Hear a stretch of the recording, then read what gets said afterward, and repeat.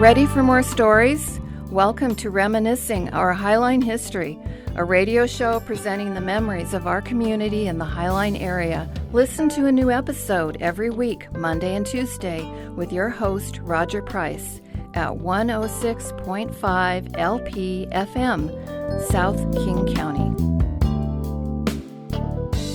Good afternoon. I'm Roger Price, and I'm a volunteer here at the Highline Heritage Museum in Burien.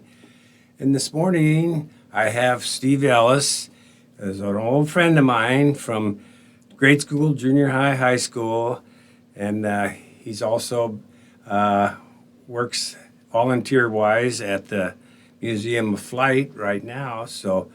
But he's going to give me a little bit of a story about when he grew up here in Burien, starting probably in the grade school and working up. Yeah, I grew up in Gregory Heights and went to Gregory Heights Elementary. Of course, the old school was torn down about 10 or 15 years ago, the one I went to. But we lived out almost on the bluff. We had a beautiful view of Puget Sound and the Olympics and even Mount Rainier. And, of course, that's one of those things as a kid, you don't know that it's anything special until you grow up. But anyway, it was an interesting childhood. I always have related it to Leave It to Beaver to a certain extent because most of the mothers were at home. The only mother I can remember that worked in a school cafeteria. I think she worked down at Sylvester so she could be home with her kids after they got out of school. Otherwise, the mothers were around all the time. And most of the fathers were World War II veterans. It was unusual when they weren't. And I would say most of them probably worked at Boeing or the airport generally. Some were business owners in Burien. That was fairly common. And so anyway, it was a really, really great childhood. Looking back on it, I've always felt very fortunate. And yet, there were some tragedies. And one of them, I was thinking about this the other day in preparation for the interview. I can remember as about a 5 or 6 year old, there was all this commotion down the street about 3 or 4 houses from us. And there was a vacant lot. Later, of course, a house was built there. And there were a lot of police officers and an ambulance. And what happened was somebody had discovered the body of a woman who had committed suicide. And, of course, this was way outside of my world. I didn't know anything about this, and I didn't appreciate the significance of that at the time. And it's only years later when I look back on it, and I'm thinking, who was she? How did she get there? And I could have found her as easily as whoever did find her because I would play on that vacant lot. And then there was another unfortunate tragedy, and Roger may remember this one. One of our childhood friends, David Myers, his mother was murdered in her kitchen when he was in junior high school. And that was quite a shock because his older brother came home and found her body. And they've never solved it as far as I know. So anyway, fortunately, though, for the most part, these were very, very rare occurrences. And it really was, in many ways, a great place to grow up. Yes, and so you went to Gregory Heights, and you probably, now I'm assuming maybe your favorite sport in grade school and junior high and high school was basketball. So, or maybe football, but so you played basketball at Gregory on the team, or? Basically for us, and that's a really good point, Roger, the sports that we played the most were those that we could play outdoors. And one of the things I always resented, and I was very envious of the kids who grew up in Seattle and in Renton, because they had access to really nice indoor facilities that were typically co-located with either the middle schools or the high schools or both. And we had nothing like that. I mean, we basically played outside. And in my neighborhood, we very rarely played basketball until we got to maybe junior high school age. Prior to that, we played almost exclusively baseball. And we'd play in the street, or if we found some place where there was a big enough yard, we'd play in somebody's yard. There was a cul-de-sac on 26th Avenue Southwest and Southwest, what would they be, 159th, I guess, 158th.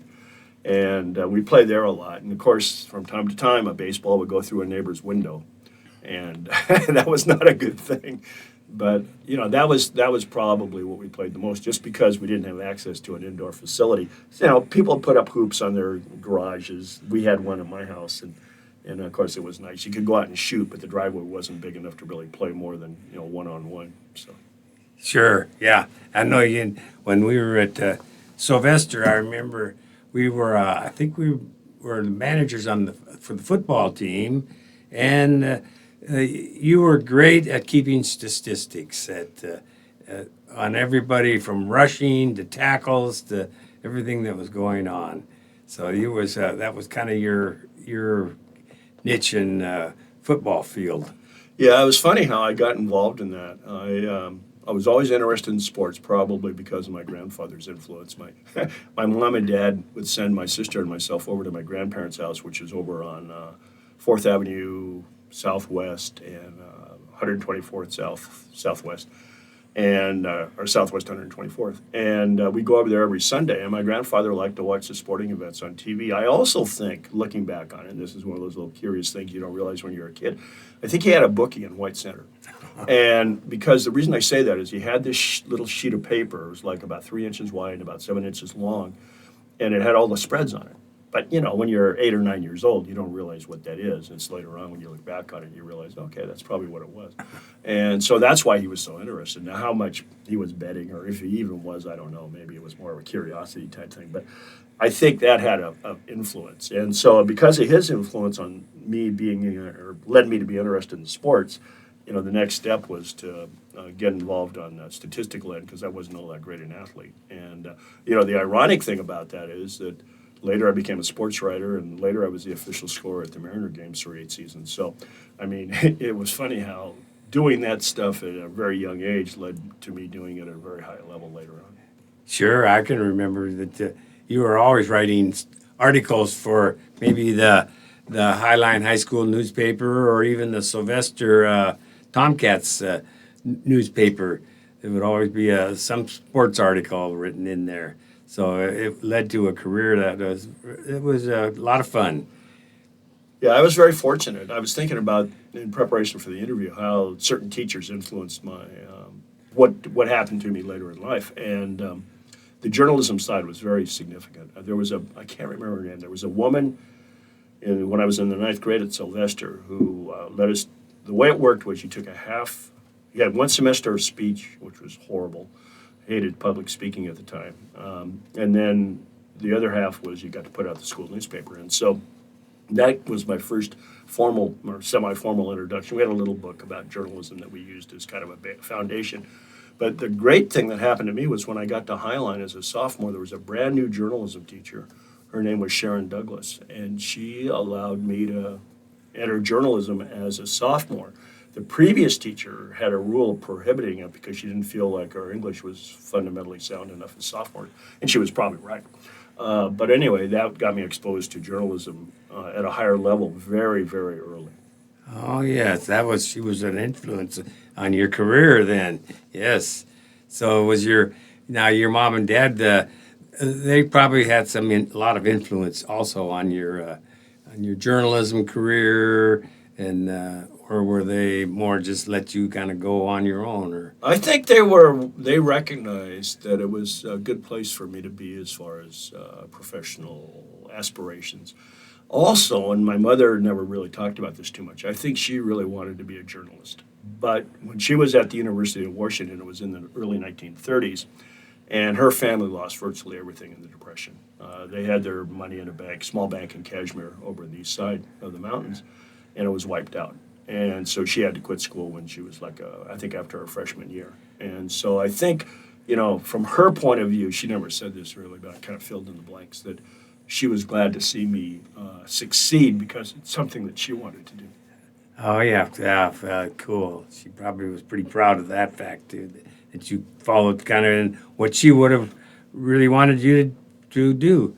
So, and also your dad, he was what, into aviation?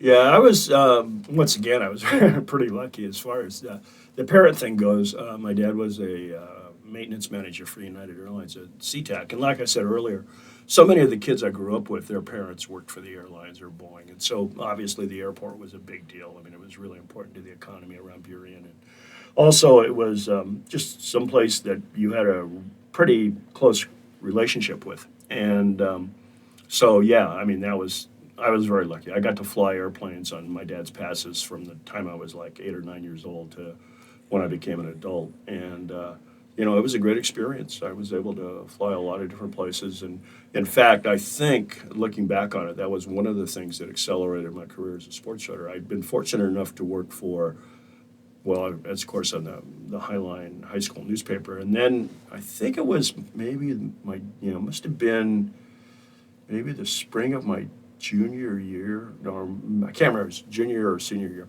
There was a competitor to the Highline Times, a newspaper called the Beery and Guide Review. And I walked into the guy's office and said, "Do you need a sports writer?" And he said, "Sure."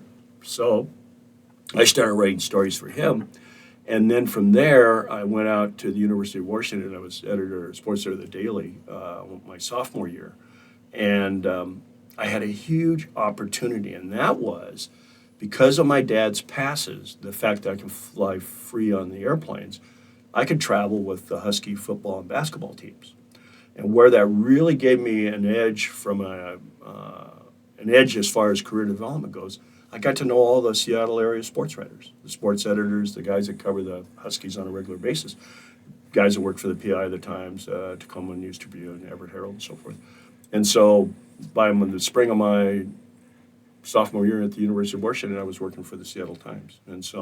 And I think that was partly due to the fact that I got to know these people in a really casual environment, just the classic networking story. So, yeah, all these things kind of came together in a very, very positive fashion. Yeah, so you probably knew Royal Brome. Yeah, Royal Brome at that point, when I would see him in the press box, for example, at the Sonic games in the Coliseum or at the Kingdome, he was pretty elderly by that point. It's hard to believe how long his career extended. I was doing some research on early Seattle aviation, and of course I was looking through the old newspapers and stuff, and I found an article, I think it was about, it would have been 1912, and I believe he was the first reporter in Seattle to fly in an airplane. And he was able to talk a gentleman who was, I think he was up from Portland, taking people for plane rides in a flying boat, and Royal got a ride and wrote it up in the PI. And here he is 70 years later or 60 years later, covering sports still for the PI, and I'm sitting next to him. So yeah, he was kind of an interesting character. Yes, he was, and I believe his daughter lived down here on 152nd. Was married to was it Dewey Soriano from the Pacific Coast? Yeah, interesting. The Soriano family had a little shop. I don't know if you remember this, Roger, right around the corner from where we are now. I think the Danish bakery that was there for so many years, I think it was next to that. And it was just a little hole in the wall spot. And the woman that ran it, I think she was part of the Soriano family, because I can remember my mother mentioning that. And of course, it was why it even existed. You had all these little mom and pop grocery stores in Old Burien. You had the Burien Food Center, which is where my mother liked to shop. You had this little hole in the wall place that I think had a connection to the Soriano family. And then across the street, there was another place. And how they all managed to survive business-wise, I have no idea. But, it was a different world. You didn't have the big stores then. Tradewell and Safeway were pretty small. Mm-hmm. So. Yeah, that was interesting. Sure. Well, you're right about that. The little stores did survive because there wasn't the big box stores like they have nowadays and different things. So it was a good time, but we all moved on, I guess. So then then you went on from Highline and you went to the UW. Mm-hmm. And continued in journalism and sports broadcasting. Sports writing, yeah. Uh-huh. So you wrote for and also, like you say, I didn't realize you were the scorekeeper for the Mariners. So you did that for, what, you say, 8 years? Yeah, about 8 seasons. Wow. Yeah. One thing I should point out, and I think it's often overlooked, is where we lived out in Gregory Heights, or if you lived down at Three Tree Point, in some ways, the more important community was Seahurst, because it was so much more convenient. And, looking back on how Seahurst evolved, it's pretty interesting. Of course, you had the St. Francis, the church and the school right there, too. But there were some really interesting small businesses. I remember Dick Rogers had the Standard Oil station there on the corner. Mm-hmm. And there was a Texaco station across the street. And there was a a grocery store for a while right there in that old brick Oh, building. yes. Mm-hmm. And then, Roger, do you remember the Whatnot shop? Well, vaguely, yes. Yeah, the Whatnot shop was a favorite of mine because that's where I would go to get my baseball cards. Oh, very cool. Yeah, I'd ride my bike from Gregory Heights, out at the end of my Marine View Drive there, and just down 21st to the Whatnot shop to get my baseball cards. My sister she still laughs about the place because the guy that owned it was a little different. I guess would be the fairest way to put it. And I think she found him a little bit odd. Oh. But I never cared. I just wanted to get my baseball cards. Sure, exactly. And there was also Kirk's Pharmacy. Yeah, across the Kirk's street. Pharmacy was a big deal. They sponsored all those AAU basketball teams. Yes, they did. And that was an interesting thing too. And there, once again, when you think back about Old Burien, all the local pharmacies, there were like 4 or 5 probably. And once again, they've been wiped out by the chains for the most part. So. Yeah, Kirk's Pharmacy. They sponsored baseball teams and basketball teams, and were just really excelled at what they did. Their teams excelled. They had great ball players on those teams, so they were in the news a lot around this area. But then after, then you decided to. When did you actually leave Burien and move to where you are now? Oh, that's a very good question. In '72. I graduated from the UW, and of course, people our age were expected to go to Vietnam. You're going to get drafted and stuff, and that was just the way of life. And so I had joined Air Force ROTC, and when I graduated, I had a 4-year obligation. And so I assumed, with my journalism background, I'd be assigned to public affairs and run the base information office and base newspaper, stuff like that. Well, it didn't happen that way. It was it was better for me. I was assigned to training as an image interpreter, and so I spent 6 months at Lower Air Force Base in Denver, analyzing photographs or learning how to analyze photographs. And it was really, really interesting. I learned an awful lot about just looking at things and seeing something that maybe the average person wouldn't see. And so that was fascinating, but as would happen, I had 12 people in my class, and at the end of the class, they decided that 3 of us would not be image interpreters. We would be what they called basically generic intelligence officers. And typically that was a separate 6-month course. Well, since they made this decision right at the last minute when we were ready to graduate, they weren't going to send us back through another 6-month course. They wanted us to go to work. And so myself and the 2 other guys had a 10-day orientation to our new job. And when that was completed, we went to our operational assignments. And mine was the 4th Tactical Fighter Wing in Seymour Johnson Air Force Base in North Carolina. The 2 other guys, one went to a Strategic Air Command bomb wing, and the other guy, I think he ended up in Thailand working on airborne command post. But anyway, so I ended up in North Carolina, and needless to say, it was initially a very intimidating experience because I really wasn't properly trained. And I was assigned to brief on a weekly basis the pilots and backseaters in the 335th Tactical Fighter Squadron. And they had just returned from bombing Vietnam. And so, needless to say, they were far more qualified to talk about the stuff that I was to talk about it. But the good news was that I learned an awful lot. Even though it was a very intimidating environment, I managed to survive pretty well. And so after a couple of years, the Air Force has got way too many officers. And so they decided, well, even though you have a 4-year obligation, because I'd had an ROTC scholarship, they said, okay, we're willing to get rid of you guys because we need to reduce our personnel numbers. And so I took an early out and came back to the Seattle Times, where I'd worked while I was at the University of Washington for 3 years. And I came back there in the fall of '74 and went right back to work. And initially, they didn't have room for me in the sports department, so I worked in the newsroom a couple days a week as a reporter and a couple days a week as a copy editor. And then eventually I moved back to sports. But about that time, I met my future wife, and we bought a house together in 1975, where I still live. That's basically next to the Arboretum. It's a couple blocks Very cool. west of the Arboretum. And I didn't stay at the Times that long. I went to Associated Press, where I was a state sports editor for about 6 months and got fired. And from there, I got married, and my wife was a flight attendant. Everybody around me has always been in the airline business, and including my sister, brother-in-law, my dad, my uncle, etc. And so I started traveling with her. And so there was no point in having a permanent job if I'm going to be flying all over the world with my wife. And not necessarily on her flights. She was flying domestic in those days, and she worked for Continental. But she wanted to travel, and so we did. And so fortunately, we did all our traveling when we were very young, relatively speaking. And I was I was very lucky. I mean, we went every year. We'd spend maybe 4 or 5 trips overseas, and we had no money, which made it kind of interesting sometimes.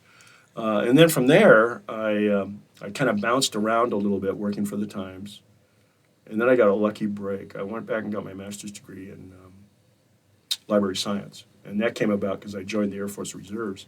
And a couple of the guys in my reserve unit were librarians. And they said, you might want to consider this. So went back there, went to graduate school, stayed in the reserves.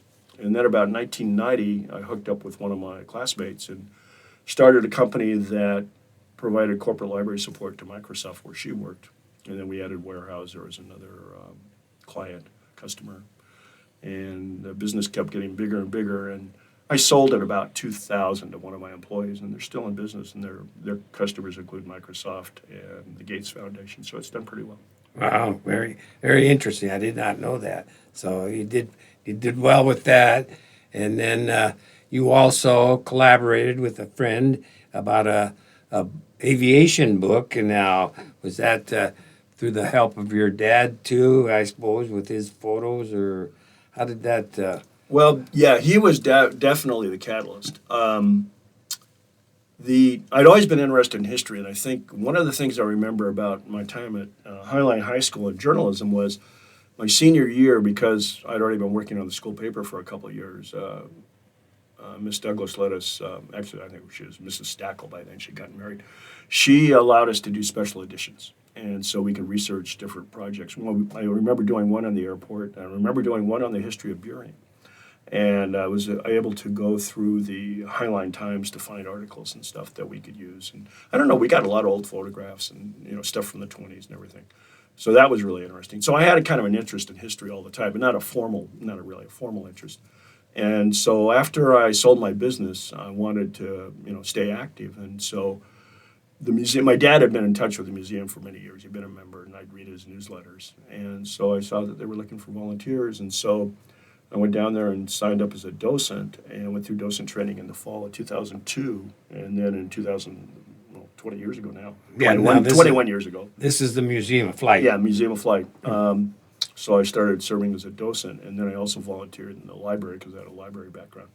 And I was there about, I don't know, 3 or 4 or 5 years. And one of the fellows that I volunteered with, a gentleman named Ed Davies, who was far more knowledgeable about aviation history than I was. He and I obviously had a common interest, and he'd been doing a lot of research in the Boeing archives and writing articles for well-known British aviation magazines for quite some time. And so he and I talked about doing a book on early Seattle commercial aviation. And the reason was that I was familiar with a lot of the personalities because of stories my dad had told me. And so with that in mind, and having access to the museum archives, which was really a wonderful opportunity, I think we looked at something like more than 10,000 photographs. And finally, we came up with about a couple of hundred that we thought were suitable for one of those Arcadia publishing local history books.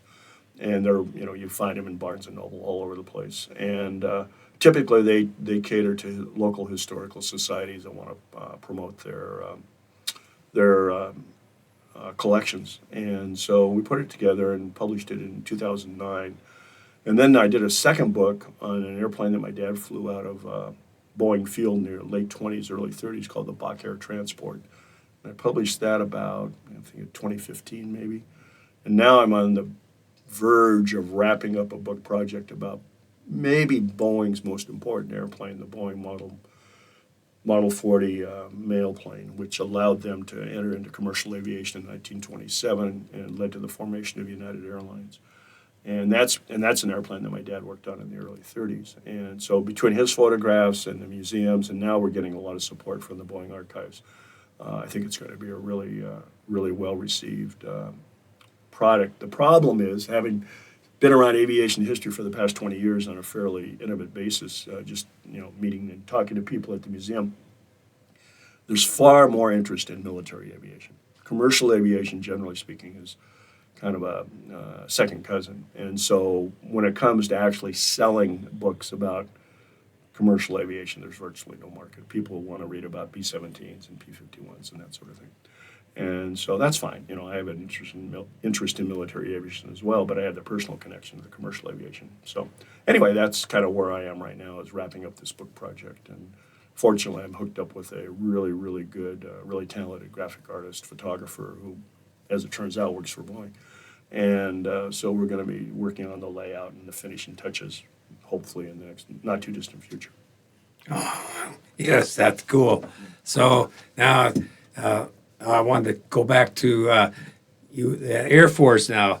I don't know. I remember when I went the first one, and I went to, you probably did to Lackland Air Force Base for basic training. Now, that wasn't a whole lot of fun, but I think everybody that's in the Air Force went through there. So yeah, I'm sure you went through there also. Actually, because I went through ROTC, I got to skip Lackland. Oh, The substitute, and you raise a really good point, was we had to do summer camp. And I did my 4 weeks of summer camp at Tinker Air Force Base in Oklahoma City in the summer of 1970. And it was, by comparison to what you had to put up with, it was really easy. I mean, we did a little bit of marching around in the, when we were being disciplined, for having a supposedly sloppy barracks and that kind of thing, or sloppy room. But otherwise, it was pretty easy going.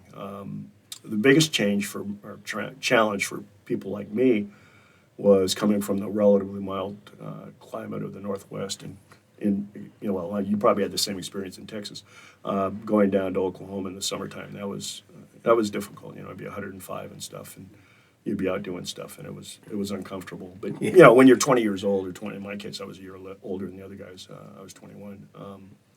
It wasn't that big a deal. I mean, no, your body handles it pretty well. Today, it would be very uncomfortable. And they also supplied as many salt pills as you wanted. Yeah, that was what funny you should mention that, because in the morning we'd eat in the enlisted mess hall, because we were actually in enlisted barracks, or enlisted barracks, but rooms with three beds.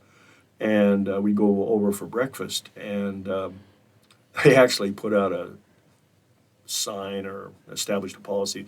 We could only have so many glasses on our trays at one time because we were consuming so much liquid. You drink milk, water, juice, all this stuff, and we were using all the glasses, so they were a little unhappy about that.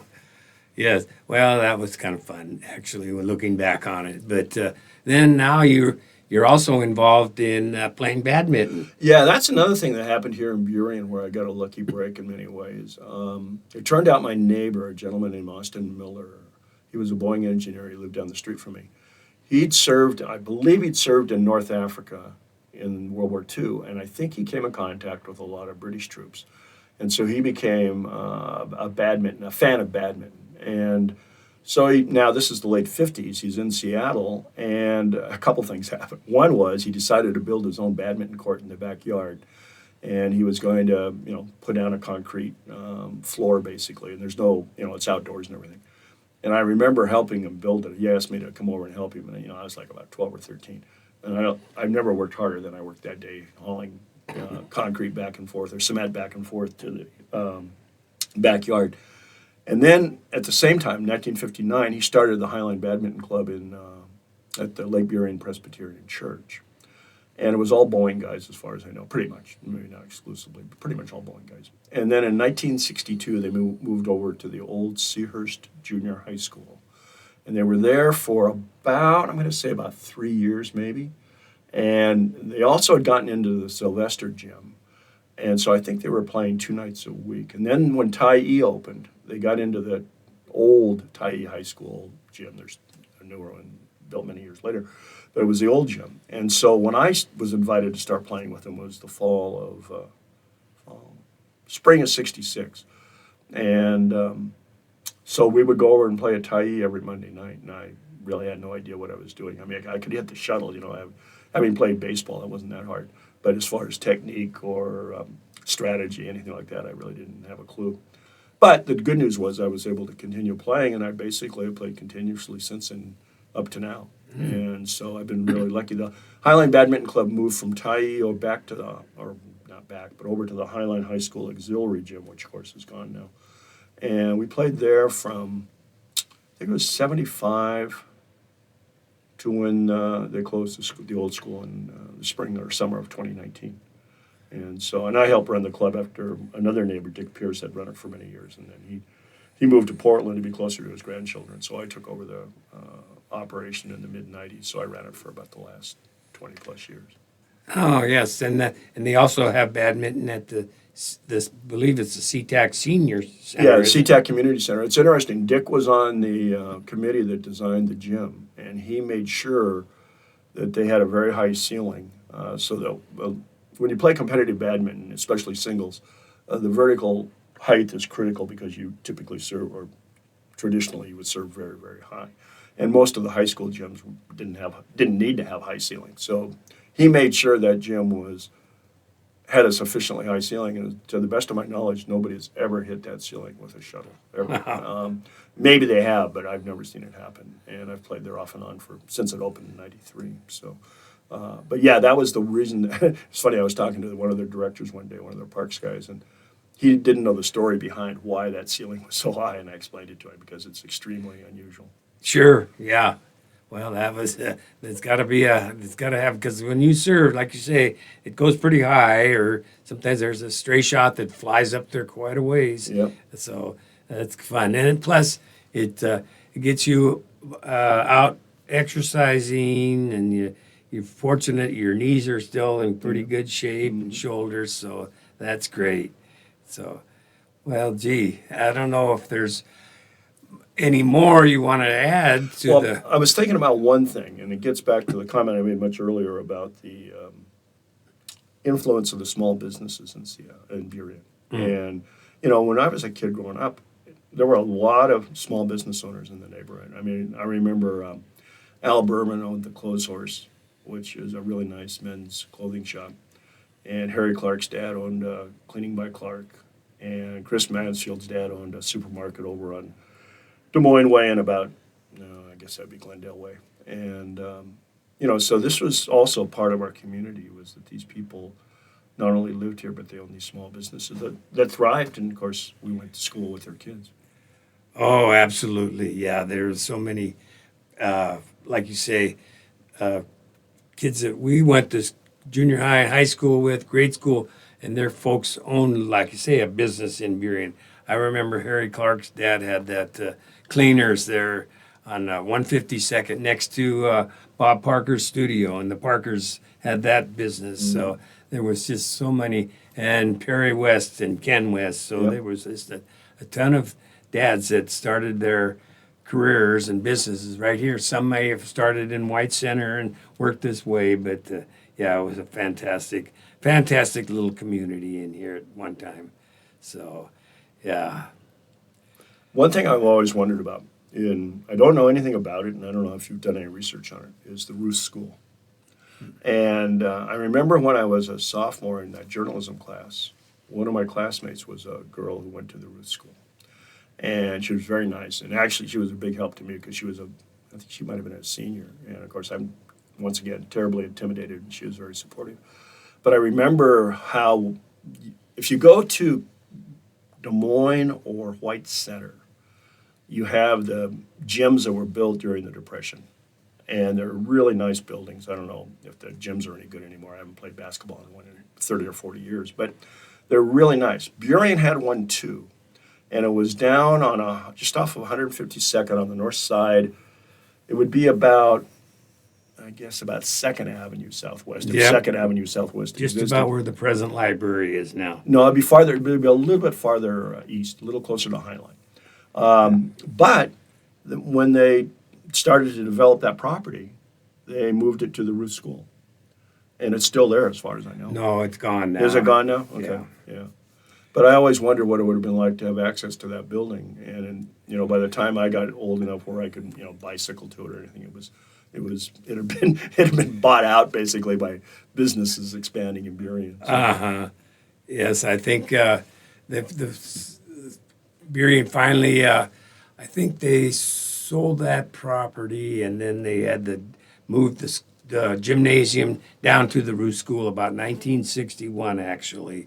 So I think Gil Duffy was part of that, part of the people that got that process going. So yeah, it was there for many years, so it served its purpose. So I never got into the building after it moved to the Root School, though. So I don't know if they ever used it, if the girls ever used it, but I don't know for sure. So yes, well, that was good. I'm glad that we got this today, Steve. You really it was a good interview, and you gave a lot of different perspectives about your growing up in Burien and what you did after you left Burien and went on to bigger and better things. So I thank you very much, and we will maybe have another version sometime later. Who knows? Yeah. Well, thank you. Well, thank you for inviting me, Roger.